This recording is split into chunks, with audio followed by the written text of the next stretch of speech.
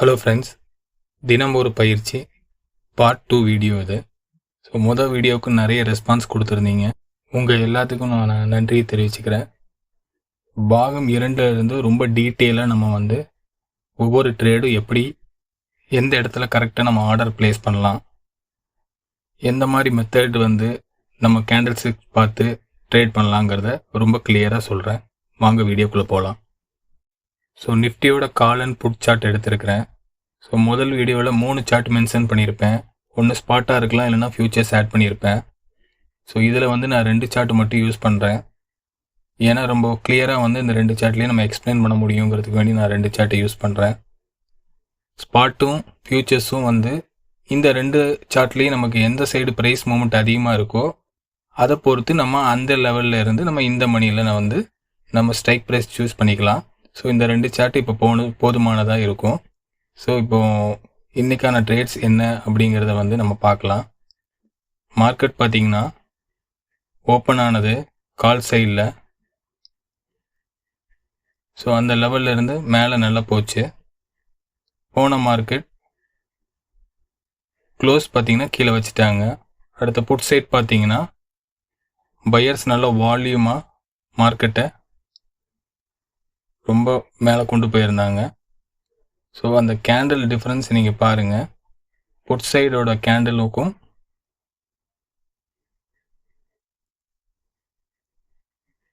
கால் சைடோட கேண்டிலுக்கும் உள்ள டிஃப்ரென்ஸ் பாருங்கள். கால் சைடோட கேண்டில் எப்படி ஒரு புட் சைடோட பையஸ் கேண்டில் எப்படி வால்யூமாக இருக்கும் அந்த மாதிரி இல்லாமல் ஒரு இன்டிசிஷன் கேண்டிலாகவும் ரிவர்சல் கேண்டிலாகவும் பதிவாகிருந்தது. ஸோ ஃபஸ்ட்டு கேண்டிலே நமக்கு சம்திங் ராங் அப்படிங்கிறத மென்ஷன் பண்ணிட்டாங்க. ஸோ அடுத்தது பார்த்தீங்கன்னா கால் சைடில் ஒரு லோ வச்சாங்க. புட் சைடில் அந்த ஹைக்கு மேலே ஹை கொண்டு போய் ப்ளேஸ் பண்ணாங்க. ஸோ ஒன்ஸ் நமக்கு லோயர் லோ ஃபார்ம் ஆச்சுன்னா ப்ரீவியஸோட ஹையை சேலஞ்ச் பண்ணணும். ஸோ கால் சைடில் பார்த்தீங்கன்னா அது நடந்துச்சு.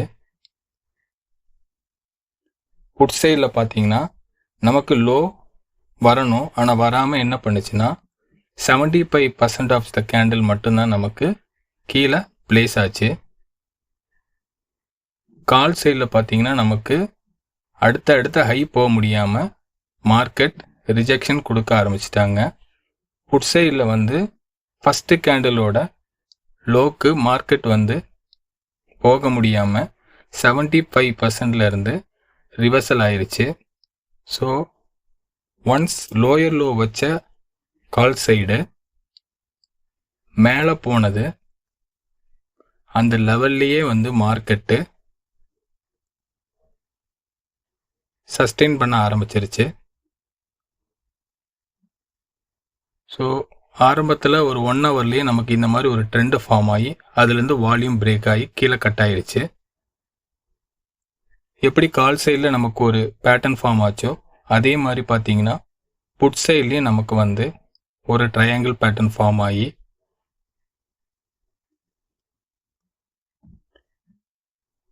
கேண்டில்ஸ் லோ வைக்காமல் நமக்கு அங்கேருந்து ஒரு பிரேக் அவுட் நல்லாவே கொடுத்துருச்சு புட் சைடில். ஸோ லோயர் லோ ஃபார்ம் ஆச்சுன்னா ஹை சேலஞ்ச் பண்ணி ஆகணும், ஹையர் ஹை ஃபார்ம் ஆச்சுன்னா லோ சேலஞ்ச் பண்ணதா இல்லையான்னு பார்க்கணும்.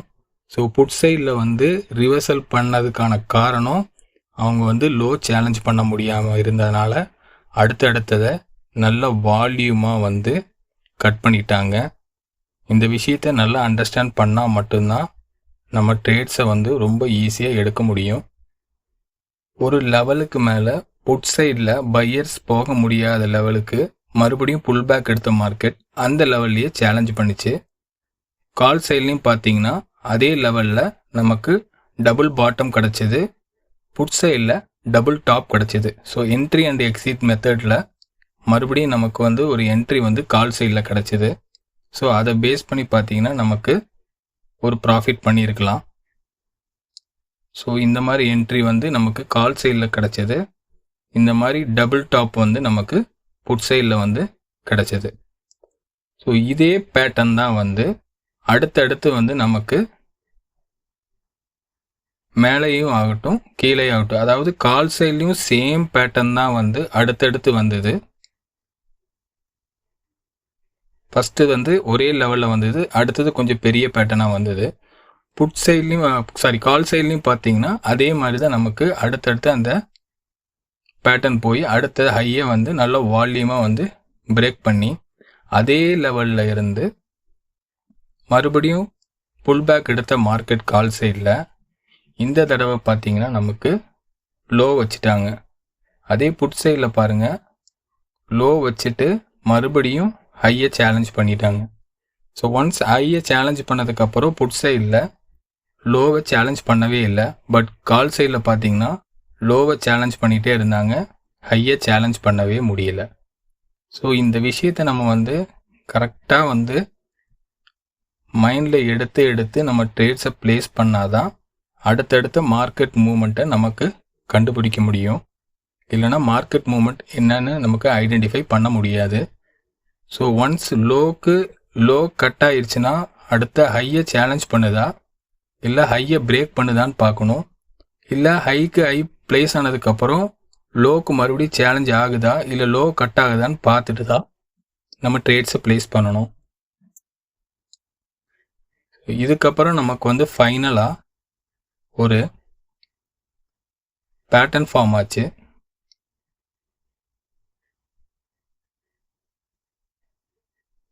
ஸோ புட் சைடில் நான் வந்து இந்த பேட்டர்ன் வரைஞ்சிக்கிறேன். ஸோ இந்த வெஜ் பேட்டர்ன் பார்த்தீங்கன்னா நமக்கு ரைசிங் வெஜ்ஜு கீழே பிரேக் ஆகும். ஸோ மார்க்கெட் முடிகிற டைம்னால நமக்கு மூமெண்ட் இருந்துச்சு. ஸோ இது வந்து கால் சைடில் பார்த்தீங்கன்னாலும் நமக்கு வந்து ஒரு வெஜ்ஜு ஃபார்ம் ஆச்சு. அதுவும் வந்து நமக்கு மார்க்கெட்டு முடிகிற டைமுங்கிறதுனால மூமெண்ட் இல்லாமல் இருந்துச்சு. நாளைக்கு ப்ரைஸ் மூமெண்ட் எப்படி இருந்தாலும் நமக்கு ப்ராப்ளம் இல்லை. ஏன்னா வந்து நமக்கு ட்ரேட்ஸ் எந்த மாதிரி கட்டமைக்கணும்னு நமக்கு தெரியும். ஸோ பொறுமையாக வந்து நம்ம ட்ரேட் எடுக்கணும். ரெண்டு சைடும் கிளியராக வாட்ச் பண்ணணும். நமக்கு தேவைப்பட்டனா ஃபியூச்சர்ஸையோ இல்லை ஸ்பாட் சார்ட்டையோ நம்ம வந்து ஒரு ரிவ்யூ பண்ணிவிட்டு நம்ம ட்ரேட்ஸ் ப்ளேஸ் பண்ணலாம்.